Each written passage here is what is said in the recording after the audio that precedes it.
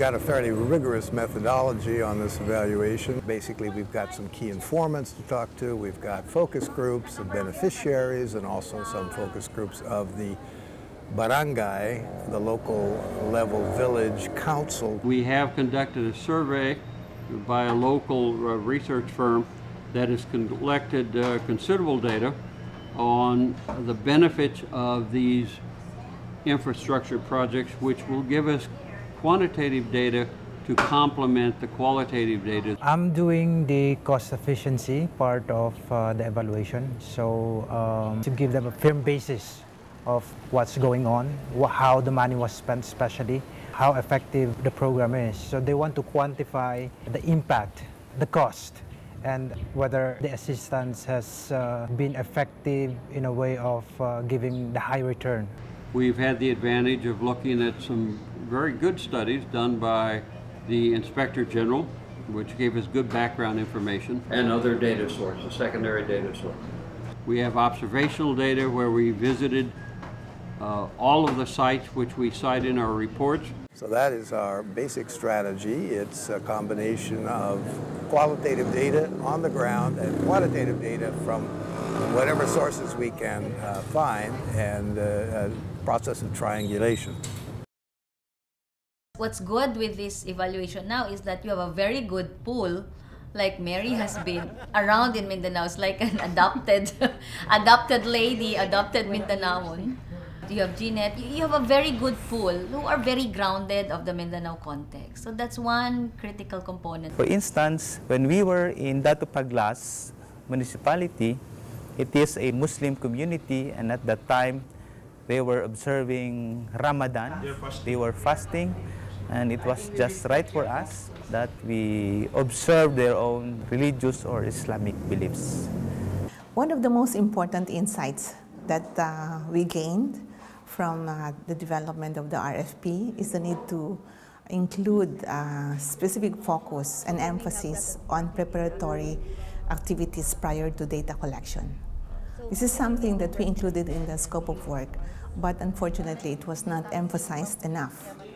And our concern was that the team who would be winning the bid will have enough activities for preparations that they're able to hire a local person, for example, who would be very familiar with the area, has a network of contacts, has knowledge of the terrain of the project sites, can speak the dialect, because that person can pave the way for the team. And that person can help identify who the respondents are, set the appointments, and confirm the appointments for interviews, focus group discussions, way before the project team arrives in country. This is something that should be emphasized among all our partners, because it's possible that if this is not done, a team could come into the country and have no one to interview. We have 2 teams out, and in that way we're going to be able to cover all the program areas. I'm in Team 2 and I have a counterpart in Team 1. We're both the institutional development specialists. And after all these field interviews, Ed and I will discuss our interview results from different provinces in Mindanao. We have a set of key questions which we will all use, so it's standard key questions. But you've really got to be nimble on your feet to try to put it in their own terms as best you can, and if one phraseology doesn't work, one phrasing doesn't work, then you come back with something simpler from another direction. You need to be selective on the type of information that you want to collect, because not every tidbit of information needs to be collected for you to understand what is going on. In each case, we're going to try to capture a sense of how these various projects have affected or impacted, if you will, the conflict in this area. In this case, a grain dryer, where how has it actually benefited economically a group of families that are probably using this grain dryer, or perhaps the entire community. We know that at the local level, there are stories behind the numbers. So it's not black or white. It's black but there's a story behind why it's black, or it's white and there's a story behind. So sometimes it gets so frustrating when you're presented with project evaluation reports when the stories behind the numbers are not shared. By story. So because in real life, you cannot simply measure it 1 + 1 = 2. We're currently on our tour of the hatchery, and Mary's taking this opportunity to interview our key informant that we're actually due to speak with later. But Mary thought this might be a good opportunity to put her more at ease, get her focused on describing what's going on, and then Mary can ask probing questions and solicit the information that we're going to try to also capture during the key informant interview later. When the interaction between the interviewer and the interviewees are good, there's a tendency that you veer away from the main discussion topics, but it is okay because in the process you are actually building rapport, you are actually building relationship along that process, and that is helpful because it opens up the door for the interviewees to become more open and provide you the right information. My component is dealing with former combatants. And so we spent a lot of time preparing before we went out in the field and really fine-tuning our questions. The interview that's worked best so far, what made this particular case successful, I think the first item was that we didn't meet in the barangay hall. We met out in their community, and it was a more informal setting, which naturally they started off more at ease. I also think that our sequencing of questions, that we asked first about the cooperative as a whole and then focused in more on them as former combatants, helped put them at ease at the beginning, and then we got more specific and were able to dig into greater detail. And then third, we were a smaller group. On some of our interviews, representatives from the municipal government have joined us, but in this case it was just my fellow interviewer and I, and then our translator. And again, I think that really put him at ease and gave more forthright answers. When we were at Bato Bato in Tawi-Tawi, we met with the focus groups, and you notice that after a few minutes I took the mayor out of the room and asked him to show me the boat landing and the pathway.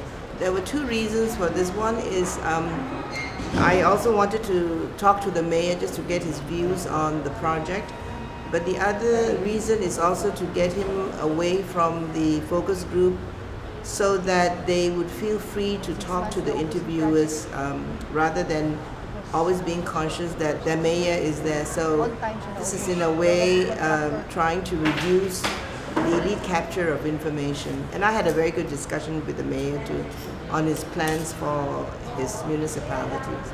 And also working through a translator. You spend a lot of time carefully formulating your questions, and then in larger groups that don't necessarily understand your phrasing, that you have to use a translator, you have a tendency to almost oversimplify the question. So you just have to work your way around that, see what kind of information you get back, maybe take a less direct path. Also, when the interview or a focus group discussion is quite a big group, in most instances the participants are a bit shy to participate, and if there are foreigners or expats leading the discussion, there's a tendency that the interviewees may not get the questions right, so they may not be answering in the right direction. For instance, when they were asked about what improvements they would like to introduce if they are given the chance to do the project again, they are actually answering in different direction. But when some members of the evaluators left, and those who were left are already talking in vernacular, in the local dialect, then that was the time that they were a bit open. They talk a lot, and we got a lot of information from them. You have to, in a sense, innovative of capturing the benefits and the cost, because for each particular type of assistance or project, the benefits and costs could be, totally different. Let's say, for example, the bridge. So the benefits could include easy access or easy mobility of people and vehicles. But for another type of bridge, let's say footbridge, the benefits could include only access of people but not necessarily the vehicles. It could also include costs, access or easy access of the criminal groups or the rebel groups, because if you have this bridge or boat landing, they can use that. You observe the difference in the reply of the interviewees, you know. They answer the same question in different manners. And their approach of answering is all different. There's also some bias. It depends on the individual's outlook, maybe. It is a little difficult to get facts as such from respondents. One has to really come back several times with different respondents with even the same question to see from a different angle the truth behind their responses. Well, let's capture that today. You want a kind of a midway point where you say, okay, let's stop and just catch our breath and see where we are. Every time we ask about gender involvement, notwithstanding they have a gender plan, everyone kind of laughs and says, women do not do manual labor. That's a consistent response. They do cooking. That's it. We may begin to see more of it in your BSOs, maybe on workforce. I think it's important to look at the community, because some communities are already conflict-free because the LGUs have already done something on their own. So, you know, the GEM project may just be an addition, but it probably is not the reason for the reduction in conflict. We're seeing a lot of projects in the conflict areas, some of which we can't go to because of the potential violence or the firefights that are taking place. But it still begs the question of, do we do a lot of things all over, or should we have one grandiose project which is targeted in mass into an area? It's good I still have this battery charge in my laptop, and I was able to finish and save my work. Or else it would be a big problem. I will start all over again.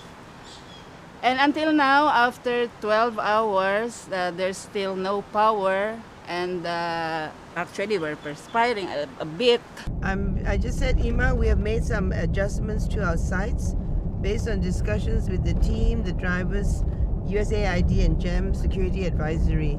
We have decided to exclude Aliosan, Kamen, Matalam, and Pikit in North Cotabato.